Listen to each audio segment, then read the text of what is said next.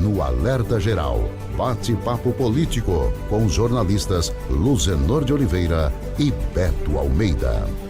Uma notícia não muito boa para os segurados e beneficiários da Previdência Social. A fila do INSS vai continuar crescendo, enquanto o ministro Carlos Lupe diz que o orçamento da Previdência Social comporta em 2023 o pagamento de apenas 1 milhão de novas aposentadorias e pensões. Quem conta detalhes agora sobre esse assunto que interessa a milhares de cearenses é o repórter Carlos Alberto. O ministro da Previdência Social, Carlos Lupe, consegue a cada semana aparecer na mídia com proezas ou ilusões sobre a redução das filas do INSS, que nesse momento acumulam mais de 4 milhões e 200 mil processos entre pedidos para o primeiro benefício ou revisão de auxílios e aposentadorias. Esses números fazem parte de um relatório apresentado pelo Sindicato dos Trabalhadores Federais em Saúde, Trabalho e Previdência Social no estado do Ceará, Simprece, que retrata o sofrimento de segurados e beneficiários do INSS.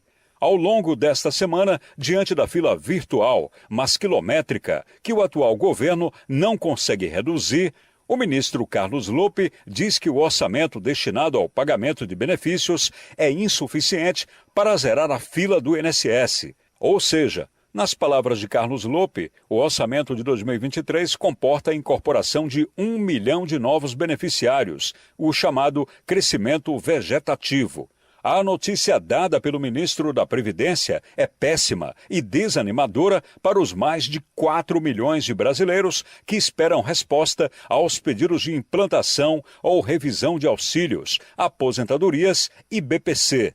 Segundo Carlos Lupe, além do aumento em 1 milhão de aposentadorias e pensões, neste ano, outros 800 mil ou 900 mil benefícios poderão ser implantados. E para isso, de acordo com o ministro, é preciso encontrar uma solução.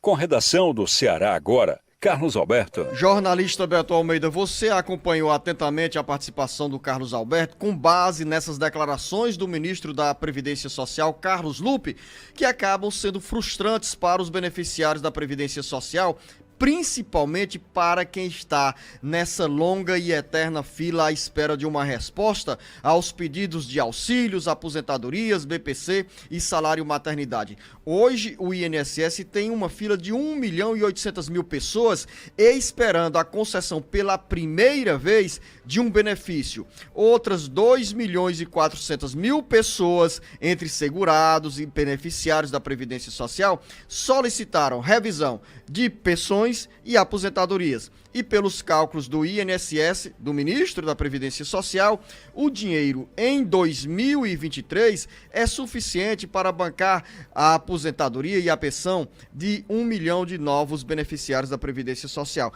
Ou seja, essa conta está longe de fechar e com um detalhe, lembrar que durante a campanha do então candidato Luiz Inácio Lula da Silva, um dos compromissos era justamente na área da Previdência Social para a fila do INSS ser zerada até 31 de dezembro de 2023. Claro, jornalista Beto Almeida, que essa fila nunca será zerada, porque sempre irão aparecer os pedidos, os novos pedidos, sejam de novos benefícios ou de revisão de aposentadorias, pensões e outros auxílios. Uma situação, Beto Almeida, que deixa os segurados e beneficiários da Previdência Social naquela: se correr o bicho pega, se ficar o bicho come. Bom dia, jornalista Beto Almeida. A análise política com credibilidade e isenção. Olha, Luzenor, a gente pega aí 1 milhão e 800 mil pessoas, aí você observa o seguinte: dessas, cerca de 1 milhão ainda dependem da perícia a ser realizada pelo INSS. Lembrando que esse 1 milhão que o ministro Carlos Lupe da Previdência diz que é o que dá para cobrir no que existe de orçamento da União desse ano, é apenas correspondente àquele acréscimo de 1 milhão de pessoas por ano, que é o crescimento vegetativo da folha da Previdência Social. O crescimento vegetativo é aquela diferença que se faz entre as pessoas que vivem e as que nascem e as que morrem.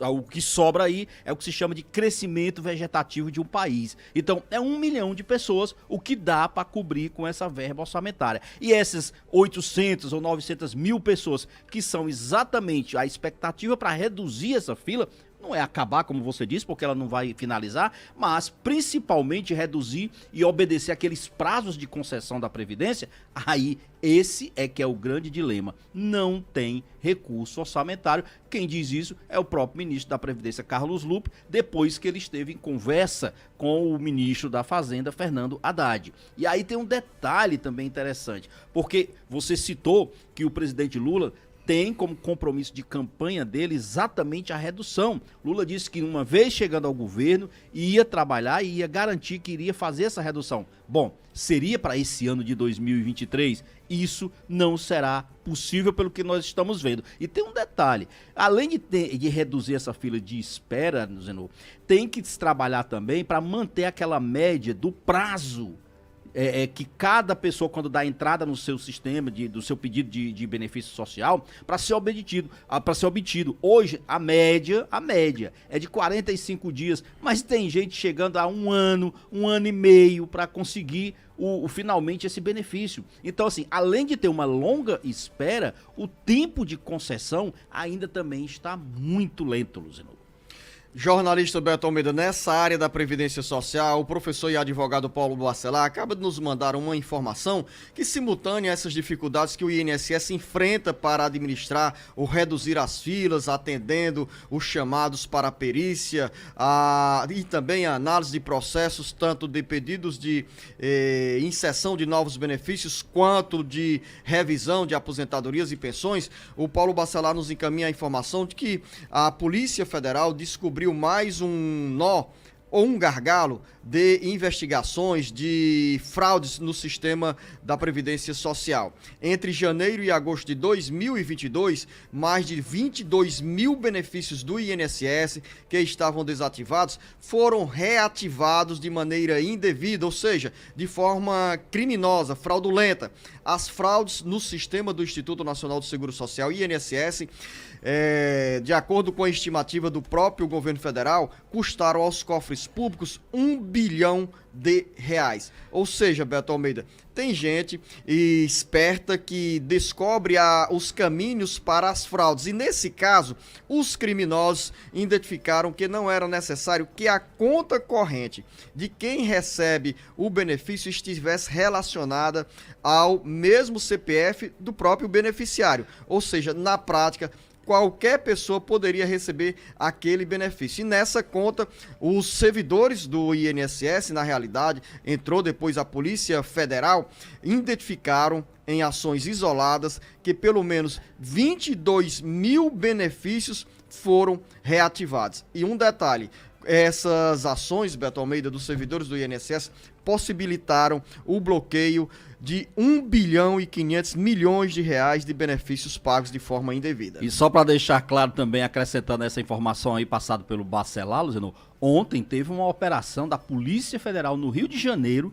que prendeu uma quadrilha de 14 pessoas. Sabe o que eles estavam fazendo? Aplicando golpes no INSS. Ou seja, é a Operação Metamorfose, um esquema massivo de fraudes no INSS, onde se aplicou, Luciano, um prejuízo que pode chegar a mais de R$12 milhões apenas em algumas cidades do Rio de Janeiro. Você imagina o quanto que a gente tem, então, de furos, de buracos, de possibilidades, né, de fuga de dinheiro de forma irregular em outras unidades da federação, porque essa operação aqui, ela foi restrita apenas ao Rio de Janeiro. Então, a gente percebe claramente que, além da falta de recursos, nós ainda temos também um sistema de proteção em relação às fraudes muito fraco, porque aqui eles simplesmente fraudavam os pedidos de benefício de previdência e eram concedidos pelo INSS do Rio. Fraudes que acontecem não apenas no Rio de Janeiro, mas em todos os estados brasileiros. E a Polícia Federal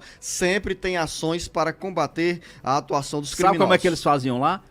Fraudava as pensões por mortes e aquele BPC, né? BPC, Benefício de Prestação Continuada. Exatamente. Antes da virada do nosso bloco aqui, Beto, quero fazer um registro aqui. O ouvinte Adinaldo Calixto, ele é da região do Sertão Central, faz um apelo aqui ao governo do estado para a emissão dos títulos do IDACE. Ele disse que esses títulos são emitidos, né, para os agricultores e nesse momento há uma expectativa sobre esses documentos. Adinaldo, nós vamos entrar em contato com a Secretaria do Desenvolvimento Agrário do estado do Ceará para saber por que tem essa demora ou lentidão e o que é que está acontecendo sobre a emissão desses títulos do IDACE. Se você tiver mais algum detalhe, pode nos encaminhar para subsidiar esse pedido de informações à assessoria de comunicação do governo do estado. E daqui a pouco, o jornalista Beto Almeida, vamos falar sobre o piso da enfermagem. O sonho está cada vez mais próximo? Exatamente, Luciano. O aprovado projeto que destinou 7 bilhões e 300 milhões de reais para o pagamento do piso da categoria. Daqui a pouco, muito mais para você, ouvinte internauta. O Ceará, Brasil e mundo ligados no jornal Alerta Geral. Alerta Geral.